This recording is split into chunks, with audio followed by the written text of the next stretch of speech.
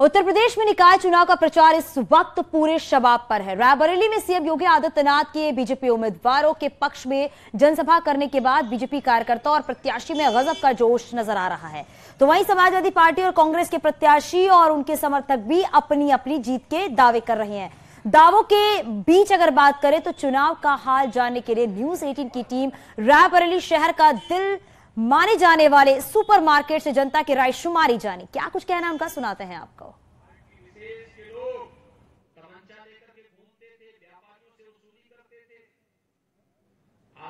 चुनाव की रणभेरी बज चुकी है।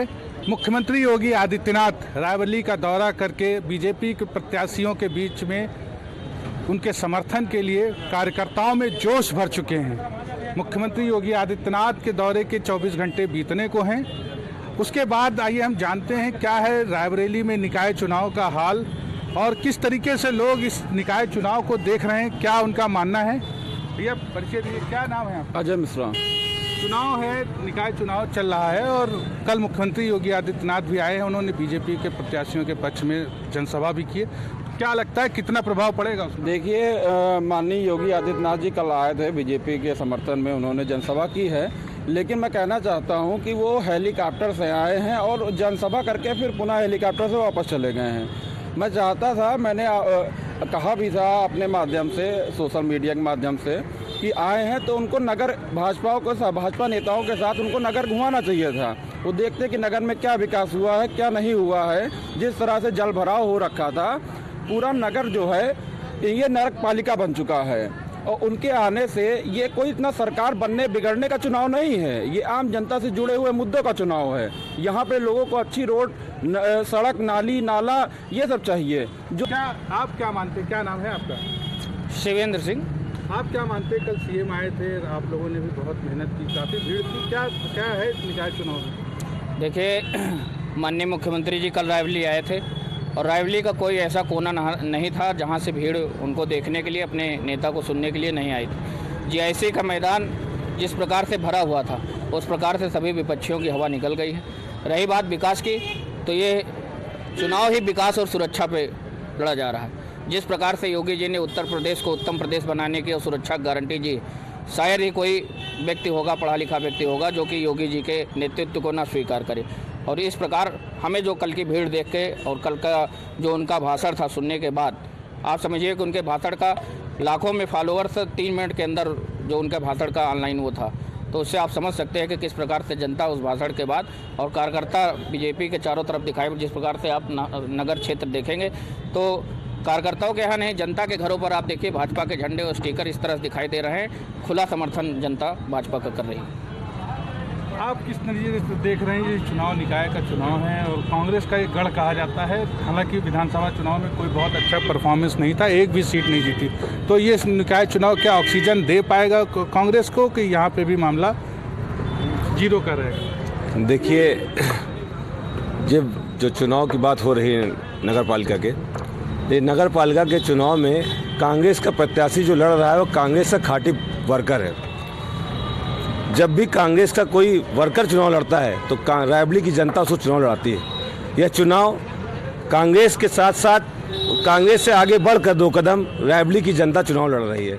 इसलिए लड़ रही है जनता क्योंकि उसने रायबरेली में सोनिया गांधी जी द्वारा कराया गया विकास कार्यों को देखा है। और जब से यहाँ पर केंद्र में हमारी सरकार गई है तो रायबरेली के साथ जो पक्षपात हो रहा है, भेदभाव हो रहा है, वो भी जनता देख रही है। इसलिए चुनाव यहाँ की जनता लड़ रही है। हमारे दोनों साथियों ने बहुत बड़ी बड़ी बातें कही, लेकिन विकास की बात किसी ने नहीं की। रायबरेली में किसने क्या विकास कराया इसकी बात ना किसी ने की है, ना कोई करेगा, ना कभी करता है। हम बता सकते हैं कि रायबरेली में विकास सोनिया जी ने क्या किया, चाहे वो सीवर लाइन डलवाने की बात रही हो, सिटी रिसोर्स सेंटर बनवाने की बात रही हो, रिंग रोड बनवाने की बात रही हो, एम्स बनवाने की बात रही हो, रायबरेली का दूषित पानी है और सबको स्वच्छ पेयजल उपलब्ध कराने की बात रही हो। ये सारे विकास कार्य, सड़कें चौड़ीकरण करने के लिए, 4 लेन के लिए, ये सारे कार्य सोनिया जी ने कराए हैं। यह रायबरेली जनता देख रही है, इसलिए चुनाव रायबरेली जनता लड़ रही है और चुनाव कांग्रेस जीतेगी। आप क्या नाम है आपका? आप किस नज़रिए से देख रहे हैं ये जो निकाय का चुनाव, आप किस नज़रिए से देख रहे हैं, क्या मानना है आपका? जी, संतोष सिंह नाम है। और निकाय चुनाव भाजपा का विकास को अंतिम पायदान पर पहुंचाने के लिए ये एक तीसरा प्लेटफॉर्म है। जैसे माननीय मुख्यमंत्री जी हमारे कल एक शब्द का इस्तेमाल कर गए थे, ट्रिपल इंजन की सरकार। मैं थोड़ा सा इसको पीछे से ले जाऊंगा। जैसा अभी हमारे एक मित्र कह रहे थे कि कांग्रेस का विकास, रिंग रोड हो या एम्स हो, ये प्रोजेक्ट 2013-14 के आसपास सिलायंस कर करके छोड़ दिए गए थे। इसको उसके मुकाम पे पहुंचाया है भाजपा सरकार ने। इसी प्रकार से आप राष्ट्रीय स्तर पे देखेंगे, जो हमारी केंद्र की सरकार है, उसने रेलवे लाइन का फ्रेट कॉरिडोर और नई रेलवे लाइनों का सृजन किया है, नए एक्सप्रेसवेज। अब भारत को एक्सप्रेसवेज के देश के रूप में भी जाने लगा है। रेलवे में आप देखेंगे, एक समय था कांग्रेस सरकार में ट्रेनें 2-2, 4-4 घंटा, एक दिन 2-2 दिन लेट आया करती थी। अब 10 मिनट की भी देरी ट्रेन में ना पब्लिक बर्दाश्त करती है, ना गवर्नमेंट बर्दाश्त करती है। ये केंद्र सरकार का काम है। राज्य सरकार ने जिस तरीके से अपराध से प्रदेश को मुक्त किया है, लगातार देश में Ganga expressway, Purvanchal expressway, Bundelkhand expressway, सड़कों का चौड़ीकरण, ब्लॉक की सड़कों को 1 लेन से 2 लेन करना, ये ग्रामीण से लेकर के हाईवे की बात है।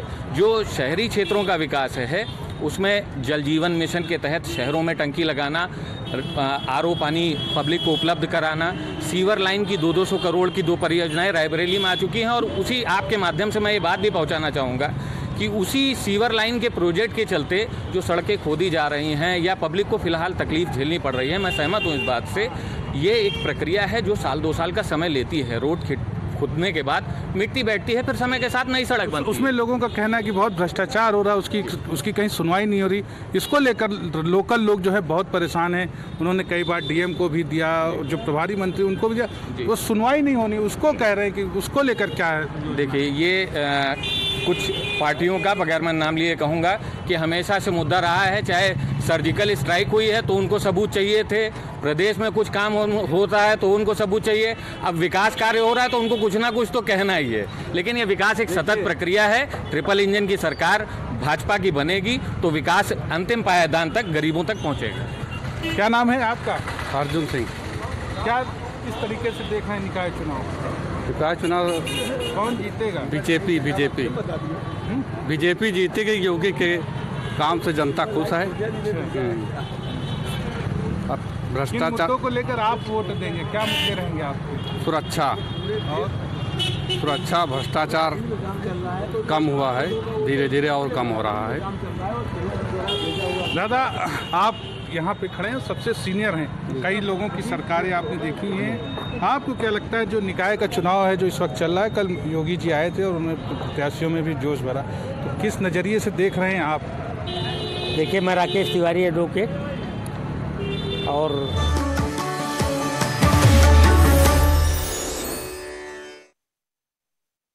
में बद माफिया मुख्तार अंसारी को इनकम टैक्स का नोटिस। 127 करोड़ की बेनामी संपत्ति होने का शक। गाजीपुर में 12 करोड़ की संपत्ति की जानकारी मांगी। चंदौली में निकाय चुनाव के मैदान में उतरी ट्रांसजेंडर सोनू किन्नर। ट्रांसजेंडर के हक के लिए आवाज उठाना और विकास मकसद बताया। निकाय चुनाव में मतदान से पहले बीजेपी ने कई पदों पर दर्ज की निर्विरोध जीत। अब तक 86 उम्मीदवार निर्विरोध निर्वाचित हुए। राज्य निर्वाचन आयोग ने जारी किए आंकड़े। कुश्ती संघ के खिलाफ दिल्ली के जंतर मंतर पर पहलवानों के धरने का 5वां दिन आज। मामले में एफआईआर की मांग पर अड़े हैं सभी। 28 अप्रैल को सुप्रीम कोर्ट में होगी सुनवाई। पहलवानों के धरने पर बोले आरएलडी प्रमुख जयंत चौधरी। पहलवानों का समर्थन किया। कुश्ती संघ के अध्यक्ष और सांसद बृजभूषण शरण सिंह ने गाया गाना। पहलवानों के विरोध का गाने से जवाब दिया। कहा, लाचार होने से अच्छा है मर जाना। 7:10 पर खुले भगवान बद्रीनाथ धाम की कपाट। बड़ी संख्या में श्रद्धालु पहुंचे। हेलीकॉप्टर से श्रद्धालुओं पर बरसाए गए फूल। तीर्थयात्रियों का जमावड़ा लगा। 20 क्विंटल फूलों से सजाया गया बद्रीनाथ धाम का मंदिर। सजावट के लिए सिंहद्वार के फूलों का इस्तेमाल। कपाट उद्घाटन के लिए टिहरी राजा के प्रतिनिधि के रूप में माधव प्रसाद नौटियाल रहे मौजूद। विधि विधान से पूजा अर्चना के बाद कपाट खोले गए। उत्तराखंड के परिवहन मंत्री चंदन रामदास का अंतिम संस्कार हुआ। बागेश्वर के सरयू घाट पर आखिरी विदाई दी गई। सीएम